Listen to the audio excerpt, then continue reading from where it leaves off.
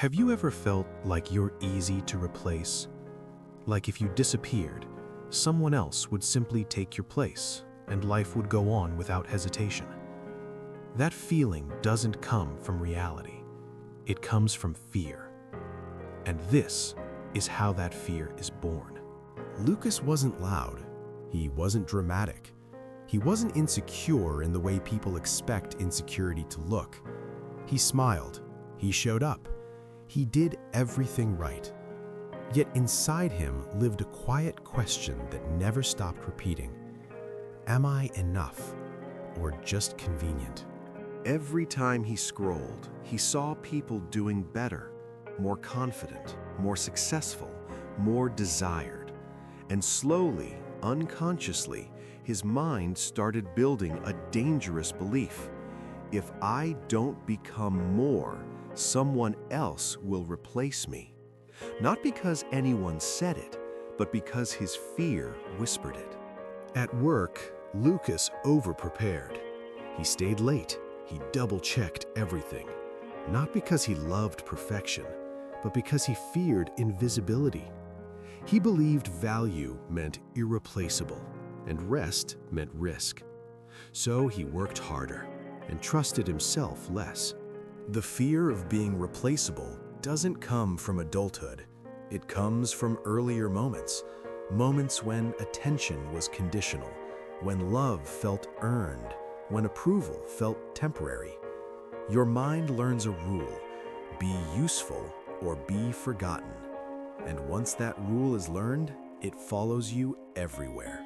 One evening, Lucas sat on a bench, feeling exhausted for reasons he couldn't explain. Not physically tired, emotionally tired. Tired of proving, tired of performing, tired of feeling replaceable, even when no one was replacing him.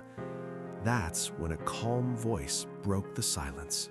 "You look like someone who's afraid to stop trying," the woman said softly. Lucas looked up, confused.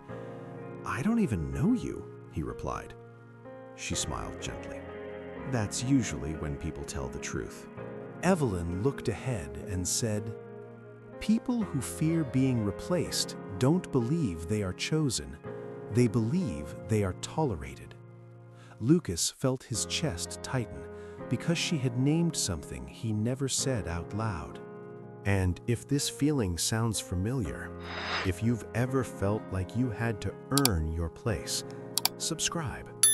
Not because you owe anything, but because this story continues, and the next truth might be the one you've been waiting to hear.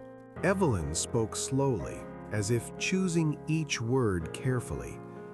Some children grow up knowing they are loved. Others grow up learning they must earn it. Lucas felt his breath catch. He remembered being quiet, helpful, careful, not because he was shy, but because attention felt fragile. Evelyn continued, "When love feels conditional, the mind creates a rule. If I'm useful, I stay. If I'm not, I disappear. That rule doesn't fade with age, it grows. It follows you into friendships, into work, into love." Lucas realized something painful. He didn't compare himself to others because he was arrogant. He compared himself because his mind was scanning for danger. Am I better? Am I enough? Could I be replaced? Comparison wasn't jealousy, it was survival. Being afraid of being replaceable is exhausting because you never rest.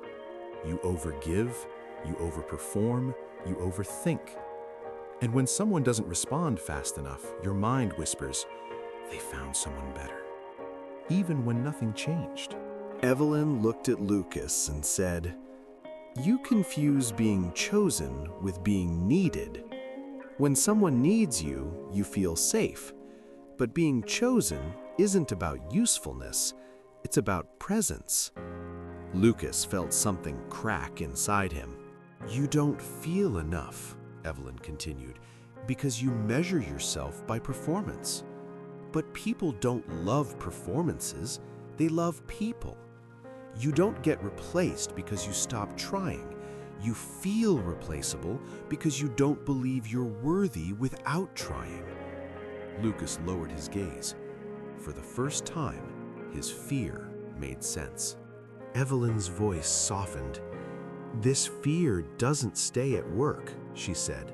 "It follows you into love." Lucas felt his stomach tighten. He remembered moments when silence felt like rejection, when delayed messages felt like abandonment, when someone else's independence felt like a threat, not because they did something wrong, but because his mind whispered, "What if I'm no longer needed?" Lucas admitted quietly, "I'm always afraid someone better will come along." Evelyn nodded. People who fear being replaceable don't fear loss. They fear being forgotten. They fear realizing they were never chosen, only tolerated. The words landed heavy, because that fear had shaped every connection Lucas ever had. Evelyn leaned slightly closer. "You mistake anxiety for intuition," she said. "You call it gut feeling, but it's actually old fear speaking. When you don't believe you're enough, your mind searches for proof, and it finds it, even when it doesn't exist." Lucas closed his eyes.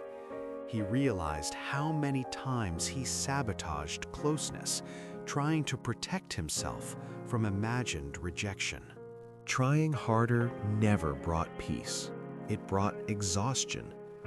Lucas was always adjusting, always accommodating, always afraid to ask for more, because asking felt dangerous. What if they realized he wasn't worth the effort? Evelyn said quietly, "When you believe you're replaceable, you settle for being convenient, and convenience is not connection." Lucas took a deep breath. "For the first time," he said, "I don't want to prove anything. I just want to exist without earning my place." Evelyn smiled softly. "That," she said, "is the beginning of freedom." Lucas sat in silence for a moment. Not the heavy silence he feared, but a lighter one. For the first time, he wasn't scanning for danger. He wasn't measuring his value. He wasn't preparing to be replaced. He was just present. And that felt unfamiliar, but peaceful. Evelyn spoke one last time. "You were never meant to be irreplaceable," she said. "You were meant to be yourself. People don't replace souls, they replace roles. And you've been confusing the two your entire life." Lucas felt the words settle deep inside him. "You never felt enough," Evelyn continued, "because you were trying to be useful instead of being real. But the people who stay don't stay because you perform. They stay because they choose you." Lucas realized something painful and freeing. If someone can replace you easily, they were never choosing you. They were choosing convenience. And that was never his failure. Lucas stood up. Not to leave, but to stand differently. He wasn't going to try harder. He wasn't going to shrink. He wasn't going to beg for reassurance. For the first time, he allowed himself to believe, "I don't need to earn my place. I already have one." As Lucas walked away, the world didn't change. People were still people. Life was still uncertain. But one thing was different. He no longer feared being replaced, because he finally understood what's real doesn't need replacing. The fear of being replaceable is not about other people.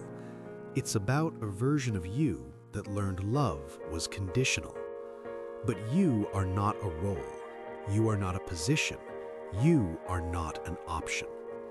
You don't heal by becoming better. You heal by realizing you were always enough. And the moment you stop fearing replacement, you start choosing yourself. If this story resonated with you, subscribe for the next one. And tell me in the comments, what story should we explore next? Because the next lesson might be the one you didn't know you needed.